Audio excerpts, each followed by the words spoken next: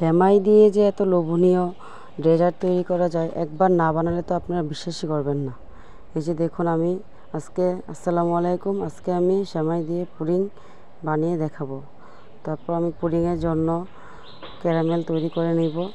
ক্যারামেলের জন্য আমি চিনি দিয়ে দিলাম। এই ক্যারামেলটা আপনাদের চিনির পরিমাণ আপনি কতটুকু ক্যারামেল বানাবেন তার উপর নির্ভর করে আমি দিয়ে দিচ্ছি। বড় চামচ দিয়ে 1 চামচ চিনি দিয়ে দিলাম। এটা চিনি গলে এটা ক্যারামেল হওয়া শুরু করেছে। দেখুন কালার চেঞ্জ হয়ে গেছে।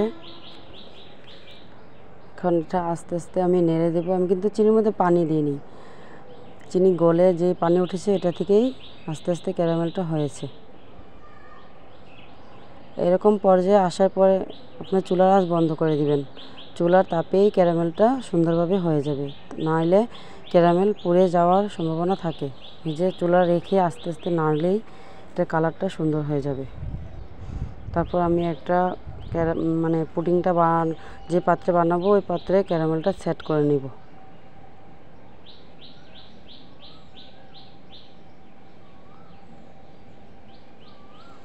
তারপর এটা সেট হয়ে গেলে ঠান্ডা হওয়ার জন্য রেখে দিব। তারপর একটা চুলার মধ্যে প্যান বসিয়ে এখানে আমি প্রায় 1.5 টেবিল চামচের মতো ঘি দিয়ে, ঘিটা গলিয়ে 1 কাপের মতো সেমাই দিয়ে দিব। তারপর সেমাইটা একটু নাড়াচাড়া দিয়ে ভেজে নেব। নাড়াচাড়া নিয়ে ভালো করে ঘিয়ের সাথে মিশিয়ে আমি ওই যে ক্যারামেলটা সেট করেছি ওই বলে সেমাইটাকে দিয়ে দিব। দিয়ে একটু চেপে চেপে সেট করে নিব। তারপর একটা বলে আমি 2টা ডিম নিলাম। এটার মধ্যে আধা কাপ চিনি দিলাম। চিনিটা আপনাদের স্বাদ অনুযায়ী নেবেন। তারপর স্বাদ অনুযায়ী একটু লবণ দিলাম। আসলে মিষ্টি জিনিসে একটু লবণ না দিলে স্বাদটা বাড়ে না। তারপর আমি 2 কাপ দুধ জাল করে 1 কাপ করে এটার মধ্যে দিয়ে দিলাম। আগে থেকে জাল করে ঠান্ডা করে নিয়েছিলাম। তারপর দিয়ে দিব ভ্যানিলা এসেন্স। একটু পরিমাণ দিয়ে দিলাম। ভ্যানিলা এসেন্স দিলে ডিমের যে গ্রানটা থাকে ওটা আসে না। তারপর আমি সেমাইটার মধ্যে মিশ্রণটা ঢেলে দিব। তারপর আগে থেকে একটা হাঁড়ি আমি চুলার মধ্যে বসিয়ে হিট করে নিয়েছি। এটার মধ্যে একটা আমি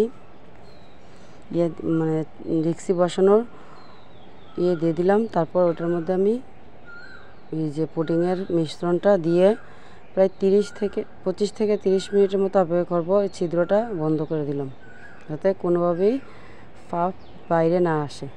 30 মিনিট পর দেখেন কত সুন্দর হয়েছে। টুথপিক দিয়েও করা যায়, আমার বাসায় টুথপিক ছিল না তাই ছুরি দিয়েই করতে হলো। টুথপিক দিয়ে করলে ভালো হয়।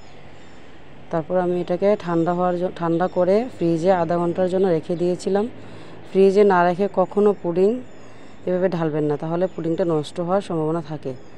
তারপর দেখেন কত লোভনীয় হয়েছে, দেখলেই মনে হয় যে এখনই খেয়ে ফেলি।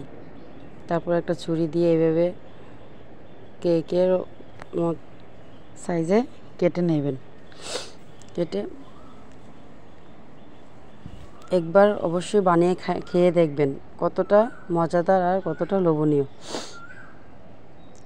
আমার ভিডিও যদি ভালো লেগে থাকে লাইক দিয়ে সাবস্ক্রাইব করে পাশে থাকবেন। তারপর কমেন্ট করে উৎসাহ দিবেন। আজকের মতো এখানেই। আসসালামু আলাইকুম।